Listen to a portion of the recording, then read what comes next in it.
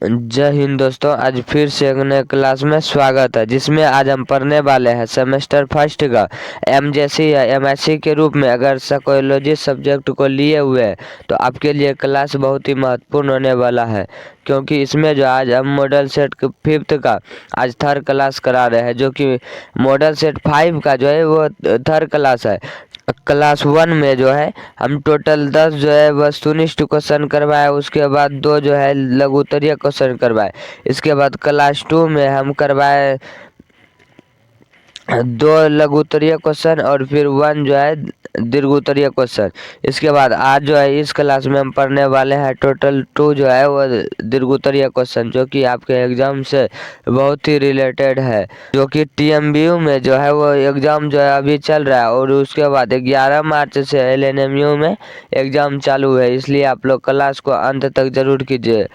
अगर इसका आप लोग पीडीएफ नोट चाहते हैं तो मेरा जो व्हाट्सअप नंबर नीचे डिस्क्रिप्शन में डाल दिया है, आप लोग वहां से मंगा सकते हैं, या फिर टेलीग्राम चैनल पर भी हम उपलब्ध करा देंगे, आप लोग वहां से भी डाउनलोड कर सकते हैं। आपको जो भी कंटेंट चाहिए आप हमें मैसेज कीजिए, उसका हम पीडीएफ आपको उपलब्ध कराकर सेंड कर देंगे।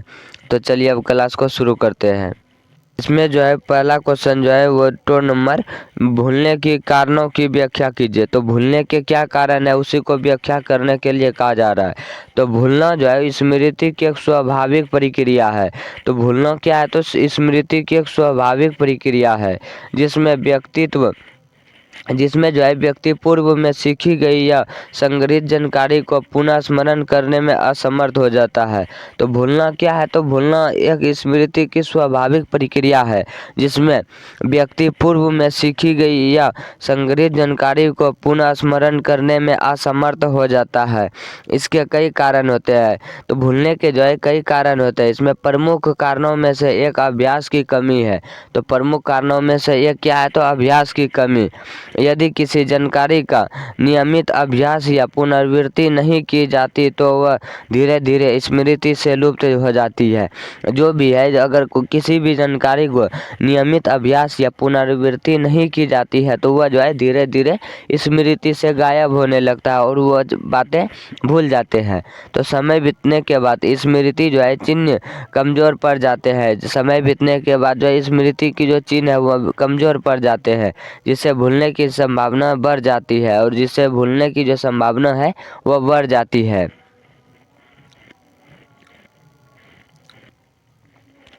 इसका दूसरा जो प्रमुख कारण है हस्तक्षेप।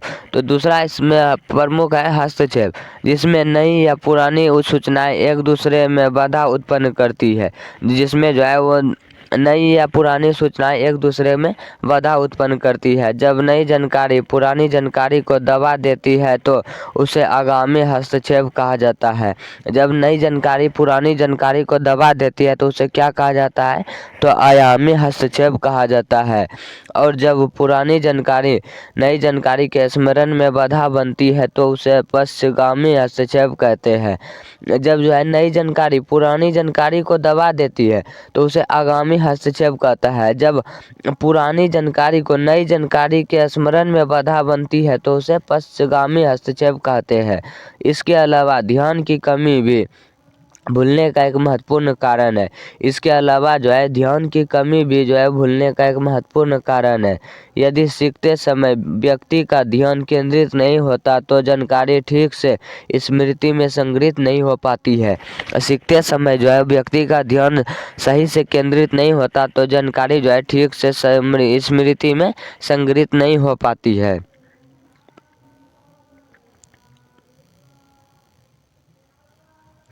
तो भावनात्मक कारण भी भूलने में भूमिका निभाती है।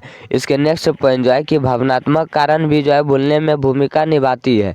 तो व्यक्ति कभी कभी अप्रिय, कष्टदायक या दुखद अनुभवों को जानबूझकर या अनजाने में दबा देता है।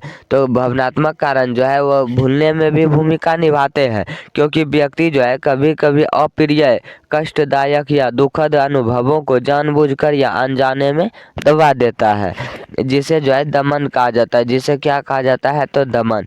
तो मानसिक तनाव, चिंता, थकान और रोग भी स्मृति को कमजोर कर देते हैं।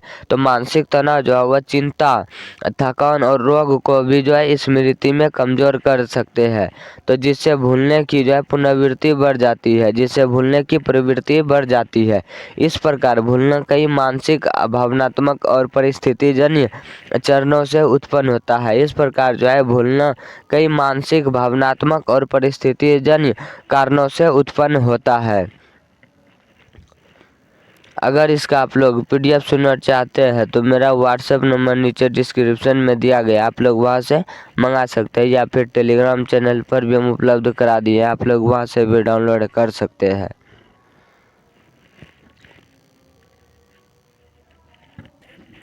इसके बाद है इसमें तीसरा दीर्घोत्तरीय क्वेश्चन, जो कि व्यक्तित्व के विभिन्न सिद्धांतों का वर्णन कीजिए। तो व्यक्तित्व मानव के व्यवहार, विचार, भावना और अभिव्यक्ति का समग्र रूप है। तो व्यक्तित्व मानव के व्यवहार और विचार और भावना और अभिव्यक्ति का समग्र रूप है। इसे समझने के लिए विभिन्न मनोवैज्ञानिकों ने अनेक सिद्धांत प्रस्तुत किया है। तो व्यक्तित्व को समझने के लिए जो है विभिन्न मनोवैज्ञानिकों ने अनेक सिद्धांत प्रस्तुत किए हैं। इसमें प्रमुख सिद्धांतों में मनोविश्लेषणात्मक सिद्धांत, व्यवहारवादी सिद्धांत, सामाजिक संज्ञानात्मक सिद्धांत और गुण सिद्धांत शामिल है।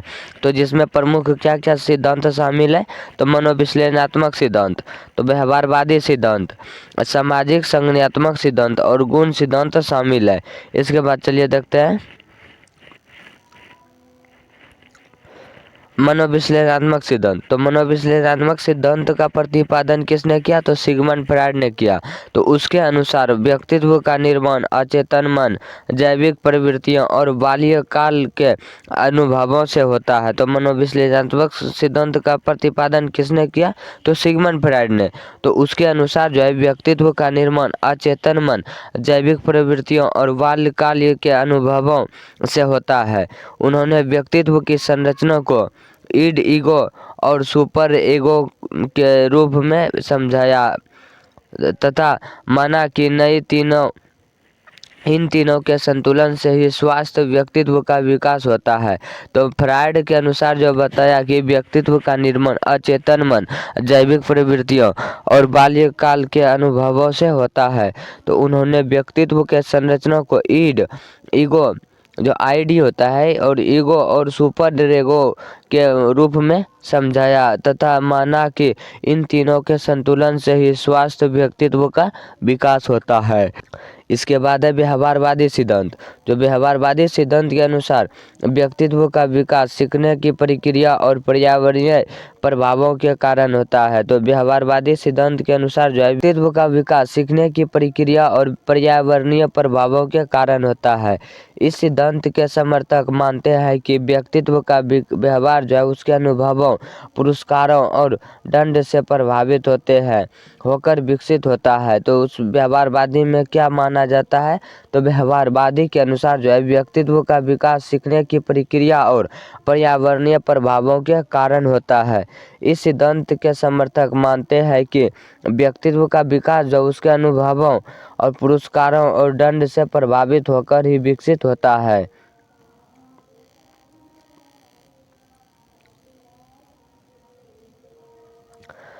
तो सामाजिक संज्ञानात्मक सिद्धांत। तो सामाजिक संज्ञानात्मक सिद्धांत में जो है व्यक्ति के विचार, अपेक्षाएं और आत्मविश्वास को महत्वपूर्ण माना जाता है। तो सामाजिक संज्ञानात्मक सिद्धांत में व्यक्तित्व के विचार को जो है अपेक्षाएं और आत्मविश्वास को महत्वपूर्ण माना जाता है। इस सिद्धांत के अनुसार व्यक्तित्व के केवल पर्यावरण से प्रभावित होता है, बल्कि अपने विचारों और निर्णयों से पर्यावरण को भी प्रभावित करता है। इस सिद्धांत के अनुसार जो है व्यक्तित्व ने न केवल पर्यावरण को प्रभावित होता है, बल्कि जो है वो अपने विचारों और निर्णयों से पर्यावरण को भी प्रभावित करता है। तो गुण सिद्धांत के अंतर्गत व्यक्तित्व को कुछ अस्थायी गुणों या लक्षणों के आधार पर समझा जा गया है। तो गुण सिद्धांतों के अंतर्गत जो है व्यक्तित्व को कुछ जो है अस्थायी गुणों या लक्ष्यों के आधार पर समझा गया है।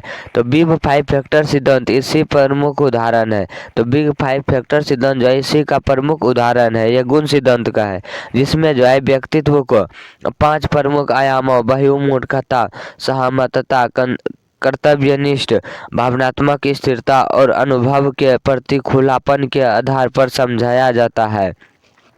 तो इसमें क्या क्या शामिल है, तो जो बिग 5 फैक्टर जो सिद्धांत कहा जाता है यह इसी का प्रमुख उदाहरण है, जिसमें जो है व्यक्तित्व को 5 प्रमुख आयामों से